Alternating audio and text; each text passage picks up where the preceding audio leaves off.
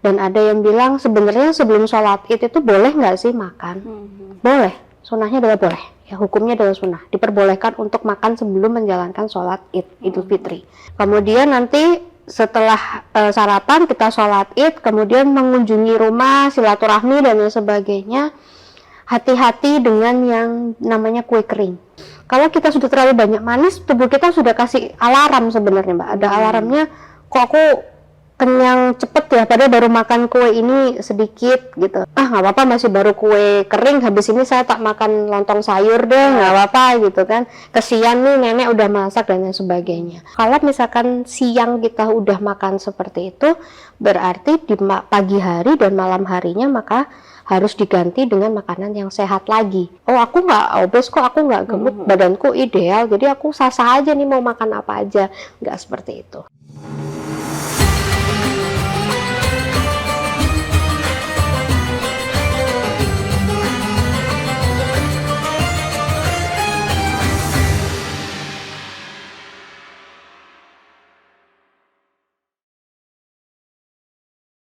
Assalamualaikum Tribuners, kembali lagi bersama saya Nurika Anissa di podcast spesial Ramadan Wanita dan Islam bersama Tribun Jatim Network. Wah, nggak kerasa nih udah 1 bulan, hampir 1 bulan berpuasa, dan menjelang Lebaran ini ada yang dilema nggak sih? Kayak misal pengen makan opor, pengen makan rendang dan sebagainya, dan makanan-makanannya yang kayaknya nikmat banget nih, bisa bikin kayak istilahnya balas dendam. Tapi baik gak sih sebenarnya buat tubuh? Dan gimana sih caranya kita mengontrol makanan biar lebih tetap sehat sepanjang bulan Ramadan, dan khususnya nanti nih ketika Lebaran gak kalap lah istilahnya. Dan di sini di studio saya nggak sendiri nih, karena sudah ada Ibu Paramita Fiantri, SGZ RDM Biomed dari UNUSA, dan beliau juga PIC UNUSA UNICEF. Halo Bu, salam kenal, selamat datang juga di Tribun Jatim. Oke. Bu Paramita ya berarti ya. Bu Paramita, gimana sih kayak misal nanti bisa dikasih tips buat Tribuners juga cara menjaga pola makan dan sesuai dengan gizinya nih ketika jelang Lebaran nanti. Soalnya kan kita biasanya Lebaran suka icip-icip ya, dan icip-icipnya kadang juga banyak gitu istilahnya dari rumah ke rumah. Nah mungkin Bu Paramita mungkin bisa diperkenalkan dulu, kemudian nanti kita ngebahas soal bagaimana sih menjaga pola makannya sesuai dengan gizi yang seimbang ya ketika Lebaran. Oke, halo Tribuners, salam kenal, nama saya Paramita Fiantri, panggil saja saya Ibu Mita. Saat ini saya bekerja sebagai dosen Prodi S1 Gizi Universitas Nahdlatul Ulama Surabaya, dan juga sebagai PIC program gizi untuk program kerjasama UNUSA dan juga UNICEF di Jawa Timur. Nah, tadi Mbak Ika tadi menanyakan pola makan yang seperti apa sih yang seharusnya ya di saat Lebaran atau menjelang Lebaran. Oke, kita kan sekarang sudah menjalani puasa hampir selesai ya Mbak, hampir 1 bulan penuh kita berpuasa, otomatis kembali lagi tubuh kita harus beradaptasi. Beradaptasi artinya kembali ke settingan awal yang tadinya pada saat puasa 1 bulan makannya hanya sehari 2 kali gitu kan, kemudian selama 14 jam nggak makan sama sekali atau berpuasa, di mana pencernaan kita, tubuh kita sudah beradaptasi dalam mengatur bagaimana asupan yang sesuai gitu. Kalau mungkin sebelumnya saya pernah menjelaskan bahwa ketika kita puasa, maka yang harus dijaga adalah asupan dengan gizi seimbang.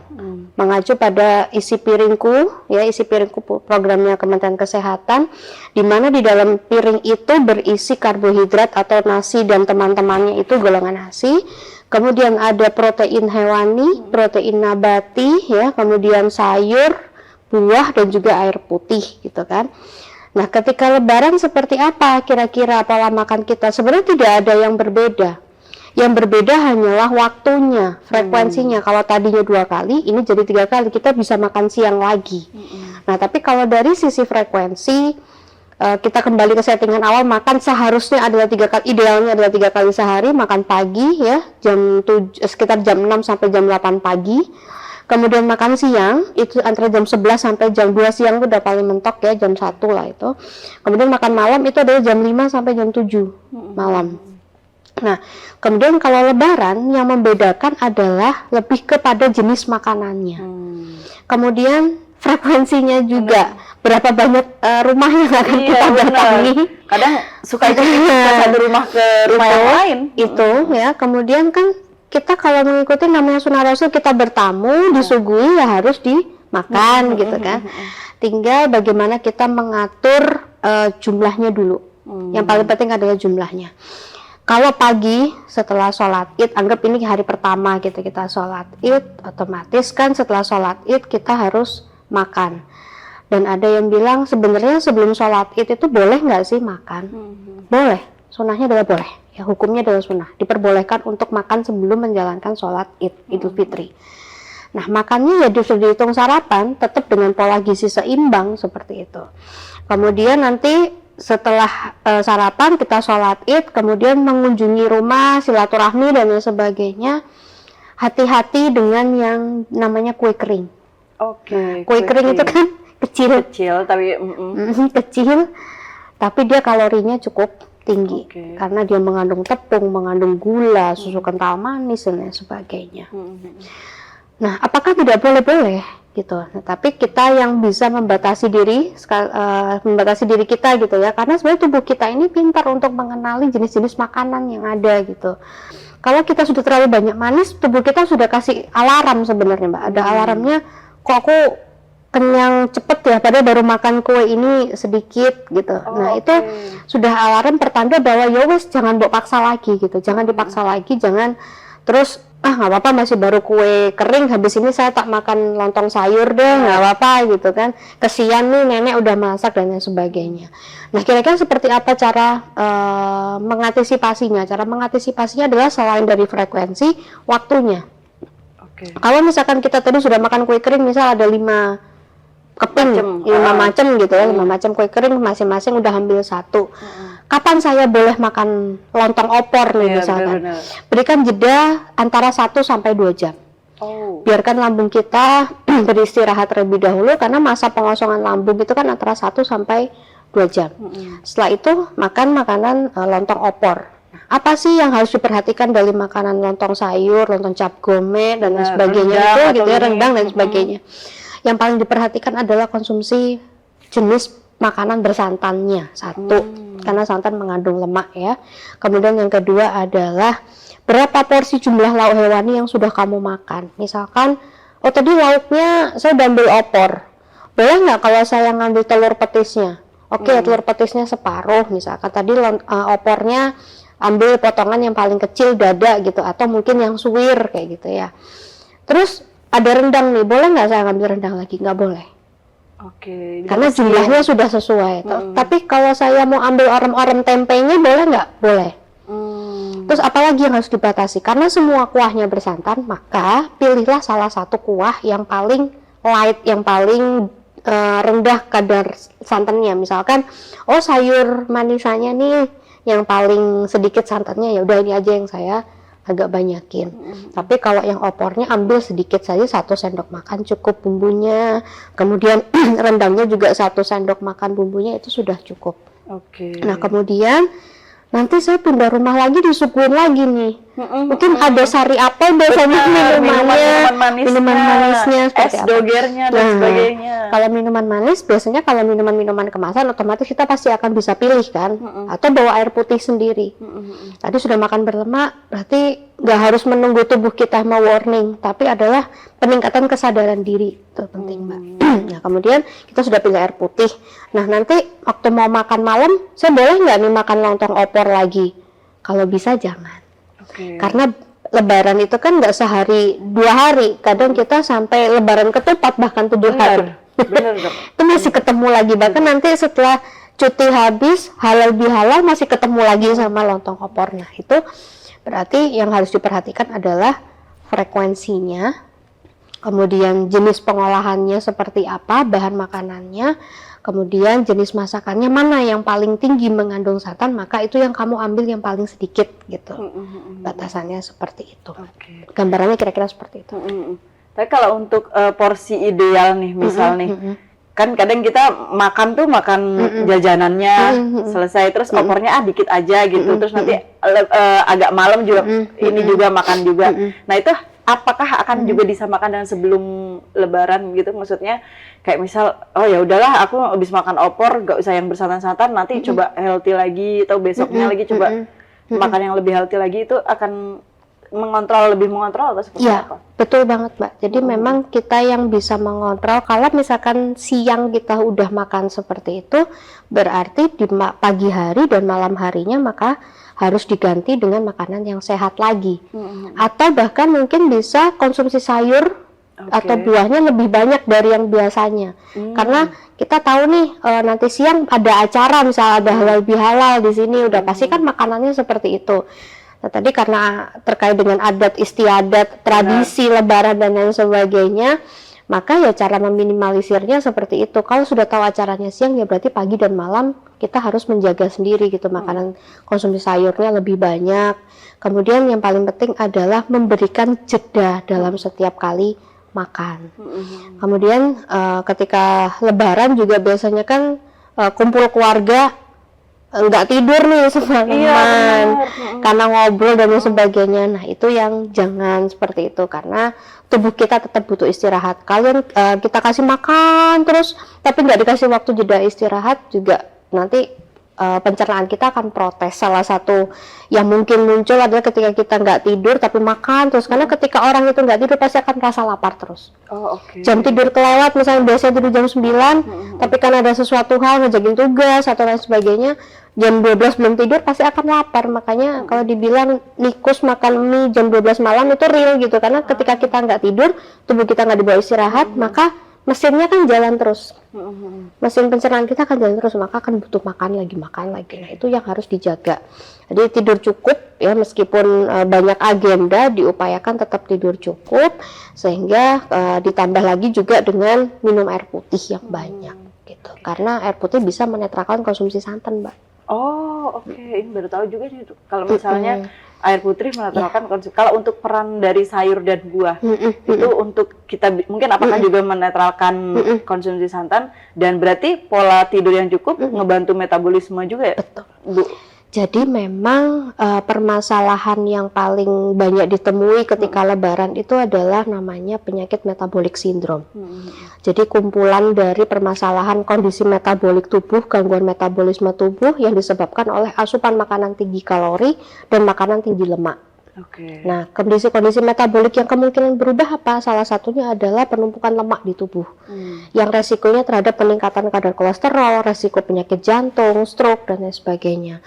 Kemudian penumpukan gula, ya, makanan dan minuman yang manis, kue kering, dan lain sebagainya, itu juga bisa memicu terjadi resistensi insulin, akhirnya resiko diabetes yang meningkat. Itulah kenapa kadang banyak orang ketika Lebaran kok rumah sakit jadi lebih penuh ya daripada pada saat puasa. Nah, karena pada saat puasa itu tubuh kita melakukan detoksifikasi secara alami gitu, karena adanya jeda makan itu tadi mengistirahatkan. Nah, tapi ketika Lebaran seperti yang Mbak bilang tadi ada balas dendam sebagainya, itu yang menyebabkan resiko penyakit metabolik itu muncul dengan sendirinya. Bahkan bisa saja berangkat dari orang yang tadinya nggak obesitas, gitu. Nah, jadi jangan merasa, oh aku nggak obes kok, aku nggak gemuk, badanku ideal, jadi aku sah-sah aja nih mau makan apa aja. Nggak seperti itu. Jadi tubuh kita tetap harus dijaga dengan asupan gizi seimbang. Konsumsi kalau sudah merasa makanannya banyak berlemak, maka harus membalas dendamlah dengan yang positif, yaitu konsumsi sayur dan juga buah, karena vitamin dan juga mineral itu yang bisa menetralisir asupan lemak yang berlebih, khususnya lemak jenuh yang ada di dalam tubuh. Gitu. Ngomongin soal metabolik tadi, ada kelompok usia yang paling rentan kah, Bu? Misal dari pola makan yang tidak sehat gitu. Kalau metabolic syndrome sendiri dari usia muda pun beresiko, dari usia muda pun beresiko. Biasanya kita bisa melihat dari lingkar pinggangnya. Nggak biasa saya lihat ya. Terus salah satunya itu, kemudian hasil pemeriksaan laboratorium terkait dengan profil lemak ya, profil lipid itu ada LDL, ada kolesterol itu seperti apa, kemudian terkait dengan status gizinya dia obesitas atau tidak gitu ya. Nah, sama hipertensi. tensinya, resikonya mengarahnya ke sana. Nah, ketika seseorang di usia yang masih muda mengabaikan asupan makanan gitu ya, yang berlebihan, ya yang penting aku kenyang, aku makan banyak nggak bakal gemuk kok. Nah, kenapa sih kok ada orang yang makan banyak tapi badannya bisa nggak gemuk gitu kan? Nah, ada orang yang makannya sedikit tapi bisa gemuk gitu. Nah, itu semua tergantung dari komposisi tubuhnya. Komposisi tubuh setiap orang itu berbeda-beda. Ada yang memang massa ototnya lebih besar, ada yang massa ototnya lebih kecil tapi massa lemaknya besar dan lain sebagainya, itu berbeda-beda. Jadi kita tidak bisa menyamakan karena merasa badanku mirip kok sama dia. Misalkan ada seorang food blogger yang seperti itu misalkan ya, aku pengenlah makan kayak dia, badannya ideal kok seperti itu. Nah, itu yang bukan menjadi sebuah figur yang dilihat, tapi adalah dia makan, ternyata makannya banyak tapi olahraganya dia juga konsisten, dia kencang dan lain sebagainya. Nah, itu mungkin bisa diambil sisi positifnya. Cuman terkadang kan kita lebih seringnya ngambilnya setengah-setengah nih. Informasi itu kadang dapetnya kan setengah-setengah. Nah, maka yang perlu diperhatikan adalah kesadaran dari diri sendiri bahwa apa yang kamu makan itu akan menentukan kesehatanmu di masa depan. Seperti itu. Apa yang kamu makan menentukan kesehatanmu di masa depan. Kalau misalnya baik lagi nih, kita ngomongin soal opor, rendang, dan makanan bersantan.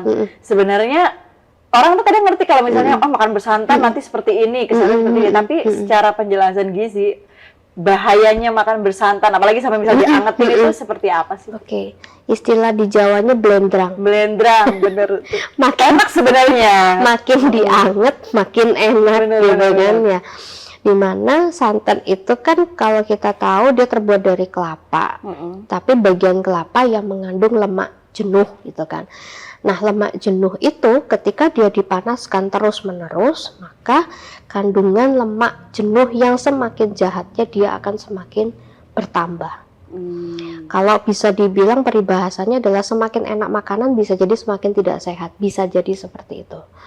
Nah, kan kira-kira seperti apa? Berbahaya nggak? Iya, resikonya adalah peningkatan kadar kolesterol total. Nah, kalau sudah ada peningkatan kadar kolesterol total, pasti akan diikuti peningkatan LDL. Nah, kalau sudah LDL ini meningkat jauh, resikonya adalah ke penyakit jantung. Nah, rata-rata faktor resiko dari orang yang punya penyakit jantung adalah pasti riwayat, kalau kita telusuri riwayat makannya, pasti dia hobi makanan bersantan. Salah satunya itu, kemudian jeroan, ya. Kalau kita ketemunya di Lebaran, ya jeroan, ya rendang ati. Benar. Kemudian di ini juga di balado dan sebagainya. Nah, seperti itu. Kalau misalnya kita ngomongin puasa dan Lebaran juga nggak akan lari dari gorengan. Mungkin ini juga perlu disentil nih, karena Lebaran juga pasti ada juga gorengan gitu. Nah, itu juga sama bahayanya dengan bersantan kah? Iya, sama aja Mbak. Karena kita kalau apalagi gorengannya beli ya, kita nggak pernah tahu minyak itu sudah dipakai berapa kali. Kemudian dia masuk kategori minyak jelantah atau minyak curah atau lebih dari itu gitu kan. Dimana minyak-minyak yang sudah lama berulang kali dipakai, dia pasti sudah mengandung lemak jenuh yang cukup tinggi atau bahkan sangat tinggi gitu. Nah, resikonya kalau misalkan kita merasa sudah terlalu banyak makan gorengan, salah satu warning yang ditimbulkan oleh tubuh kita itu adalah baru makan 2 gorengan ketika dalam perut kosong pasti udah merasa kenyang terus penuh perut. Oh, kayak begah gitu ya, mungkin. Nah, nanti sampai siang pun dia kuat, rasanya kuat nggak makan. Tapi nanti ketika misalkan sore gitu jam 3 terus dia makan gitu ya, makan nasi, pasti dia akan merasa kok perutku aneh ya rasanya. Nah, itu adalah salah satu efek ketika makanan tinggi lemak itu masuk ke dalam tubuh kita, merusak metabolisme tubuh, khususnya metabolisme semua zat gizi yang masuk gitu kan. Akan sayang sekali ketika dia doyan sayur tapi hobinya ngemil gorengan gitu. Nah, sehingga resiko penyakit yang ditimbulkan itu juga akan semakin berat. Gitu.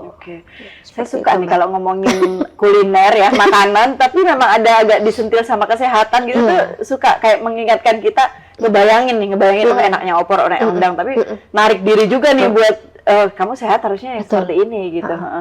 Tapi kalau misalnya gini, Bu Mita, aku nggak mau makan lontong, aku nggak mau makan nasi gitu seharian ini. Cuman aku pengen ke proteinnya nih, kayak misal nyendok telurnya gitu, telur baladonya gitu, atau mungkin orek tempenya gitu. Itu juga ada porsi yang harus dibatasi atau seperti apa? Tanpa makanan, tanpa karbohidrat lah istilahnya. Oke. Jadi sebenarnya kalau mau dibilang tanpa karbohidrat, kita mengenal dengan istilah tiger diet, Mbak. Diet harimau. Oke. Dimana harimau itu kan makannya daging ya. Gitu. Nah, tapi perlu diperhatikan juga bahwa kelebihan protein hewani itu akan menyebabkan pemecahan yang namanya keton. Ketika keton itu di dalam tubuh pecah menjadi semakin banyak, maka resiko terhadap penyakit-penyakit lain, contohnya ginjal. Ginjal itu tidak bisa, dia akan berat kerjanya ketika protein hewani yang berlebihan terlalu banyak gitu ya. Nah, sehingga perlu juga seharusnya meskipun dia makannya adalah hanya protein, dia tetap harus sesuai dengan kebutuhannya. Jadi kalau dibilang tidak ada substitusi kalau dalam prinsip gizi seimbang. Substitusinya ya harus yang sejenis. Misal dia tidak mau makan nasi, digantinya lontong atau digantinya kentang, digantinya yang lebih kompleks lagi ya, semacam karbohidrat seperti gandum ataupun nasi merah. Nah, itu benar gitu. Tapi ataupun protein hewaninya tadi udah makan daging sapi, berarti nanti makannya ayam gitu. Nah, itu boleh gitu. Tapi bukan berarti ayam ini bisa menggantikan porsinya nasi gitu. Ataupun ayam ini bisa menggantikan porsinya tempe. Apalagi tempe bisa menggantikan porsinya sayur. Nah, ini yang nggak bisa seperti itu. Jadi tidak ada sistem substitusi seperti itu, kecuali substitusinya adalah dari jenis yang memang satu jenis. Oh, dia tergolong karbohidrat, dia tergolong protein hewani, dia tergolong nabati dan tergolong sayur ataupun buah. Seperti itu. Berarti tetap kembali ke porsi yang sesuai dengan kebutuhan. Artinya ya kan kita semua tahu ya Mbak, sunahnya adalah apa makanan, khususnya makanannya kalau dikonsumsi berlebihan pasti akan memberikan efek yang tidak baik di dalam tubuh. Seperti itu. Jika itu untuk orang dewasa, bagaimana dengan anak-anak mungkin? Karena kan Lebaran juga pasti ini bisa menjadi tips buat orang tua juga untuk lebih mengawasi rasanya untuk anak-anak. Nah, itu seperti apa? Nah, anak-anak ini kan, apalagi anak-anak ya, dia ada fase yang namanya fase pertumbuhan. Fase pertumbuhan itu berarti ya dia harus mencukupi gizi seimbang sesuai dengan usianya. Nah, sesuai dengan usianya bukan berarti dia diberikan makanan sesuai dengan menu keluarga itu sama dengan usianya orang dewasa. Ada usia-usia di mana misalkan di usia sekolah gitu ya, dia memang membutuhkan protein lebih banyak gitu kan. Dia boleh makan double protein hewani. Nah, biasanya yang salah kaprah prinsip 4 sehat 5 sempurna tuh masih terngiang-ngiang, di mana susu itu adalah sebagai pelengkap. No, susu sekarang adalah bagian dari protein hewani. Nah, kalau dia bagian dari protein hewani, maka dia tidak setiap hari, terus pokoknya anakku sudah minum susu, nanti makannya agak nanti aja deh, nggak apa-apa. Nah, itu yang perlu diperhatikan, yang harus diluruskan gitu. Nah, terutama pada saat Lebaran, biasanya kalau kita berkunjung ke sana ke sini karena tahu ada anak kecil disediainnya susu UHT kotak. Benar. Nah, itu yang perlu kita harus notice juga Mbak sebagai orang tua, di mana susu UHT kalau yang sudah rasa-rasa seperti itu, dia lebih tinggi kandungan gulanya daripada susunya. Nah, itu yang harus diperhatikan. Bukan berarti si anak ini udah minum susu dia nggak usah makan. Oh, kamu nggak mau nih makan lontong? Karena udah minum susu itu aja gitu sama kue. Karena banyak kue-kue kayak astor dan lain sebagainya. Belum lagi jajan-jajannya permennya dan lain sebagainya. Nah, itu yang pasti harus diperhatikan. Karena bukan berarti karena masih anak-anak dia usia pertumbuhan bisa diberikan makanan sebanyak mungkin atau apapun diberikan gitu. Karena resiko penyakit itu pun seperti diabetes anak, penyakit jantung pada anak itu ada. Dan berangkatnya dari mana ya? Pola makan lagi, kembali lagi pola makan. Dan ketika si anak itu dibiasakan makanannya, oh nggak apa-apa deh, nanti kamu minum susu aja, nanti habis itu baru makan nasi sama rendang ya, gitu, nggak dikasih sayurnya. Misal anakku nggak mau sayur, nggak usah dipaksa. Nah, itu yang mesti harus diluruskan gitu. Karena si anak ini justru karena dia di fase pertumbuhan, maka prinsip gizi seimbang ini yang harus dibiasakan sejak kecil, sehingga nanti pada saat usia menuju dewasa, saya nggak bilang usia remaja ya, karena kalau remaja itu lebih mengarah ke persepsi dan juga faktor eksternal lebih banyak. Biasanya lingkungan ya, faktor lingkungan lebih banyak. Tapi kalau udah menuju usia dewasa, resikonya akan semakin tinggi dan dia akan semakin susah untuk diarahkan. Jangan makan itu, apalagi nanti kalau anaknya udah ngekos. Dia jangan makan ini terus, ini ya siapa tahu gitu, pengen tahu. Nah itu karena dia sudah nggak terbiasa. Gitu, Mbak. Wah, ini nggak hanya kita sebagai orang dewasa, tapi juga para moms yang pengen mewanti-wanti lah gitu, membatasi dan bukan membatasi, istilahnya lebih menjaga pola makan untuk anak.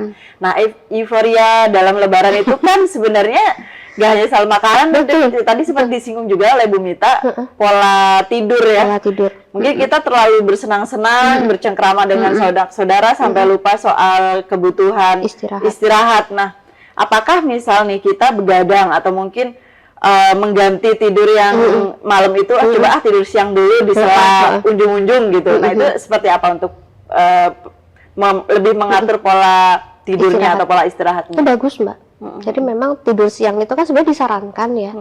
2 jam tidur siang itu memang disarankan karena memang tubuh ini capek gitu. Capek itu dalam artian ya pikiran, kemudian bersosialisasi setelah aktivitas memang butuh istirahat. Ketika kita capek, makanannya juga nggak sehat, maka akan memicu terjadinya penyakit gitu kan. Nah sehingga kalau sudah dirasa badannya capek ya maka istirahatlah. 2 jam tidur siang ditambah 7 jam untuk tidur malam gitu.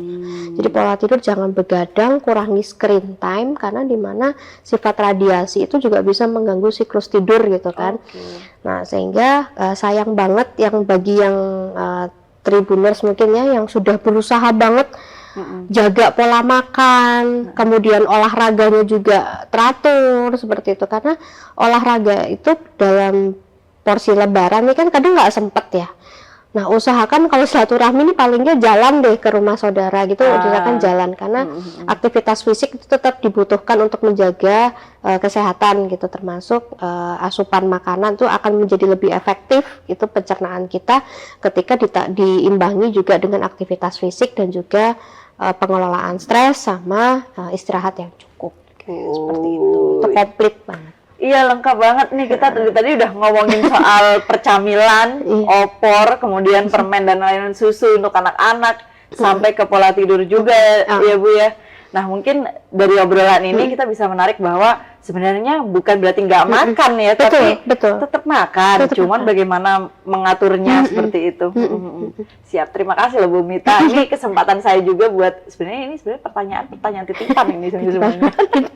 Baik Bu Mita, terima kasih atas waktunya, atas sama-sama, terima kasih. Mungkin yang terakhir Bu Mita ada pesan juga untuk para Tribuners biar tetap bisa enjoy makannya ketika Lebaran, tapi tetap mengontrol gizi dan juga porsinya tadi. Oke, jadi Tribuners gitu ya, sebelumnya saya ucapkan selamat Hari Raya Idul Fitri gitu ya, mumpung menjelang gitu ya Mbak, selamat Hari Raya Idul Fitri bagi Tribuners yang merayakan.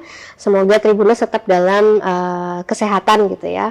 Nah mungkin pesan dari saya, kalau makan gitu ya, makan pada saat Lebaran baik itu kue kering, cemilan, minuman manis ataupun makanan utamanya, tradisi kita kan memang banyak konsumsi makanan-makanan seperti lontong sayur dan lain sebagainya, maka aturlah porsinya, kemudian aturlah frekuensinya, kemudian jangan lupa untuk konsumsi air putih minimal 8 gelas sehari, kemudian pantau juga istirahat dan juga aktivitas fisiknya supaya bisa menjalani Hari Raya Idul Fitri dengan sehat walafiat dan menikmati liburan bersama keluarga seperti itu. Wah, udah nggak sabar nih menjelang Lebaran. Bentar lagi siap. Terima kasih loh Bu Mita atas waktunya. Semoga bisa berkunjung ke sini lagi. Amin. Dengan senang hati. Siap.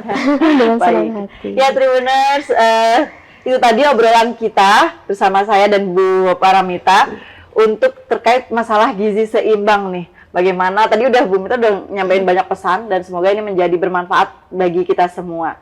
Dan jangan lupa terus tetap tonton podcast kami karena ada banyak program soal kesehatan juga di Tribun Jatim Network, dan see you kembali ke episode selanjutnya.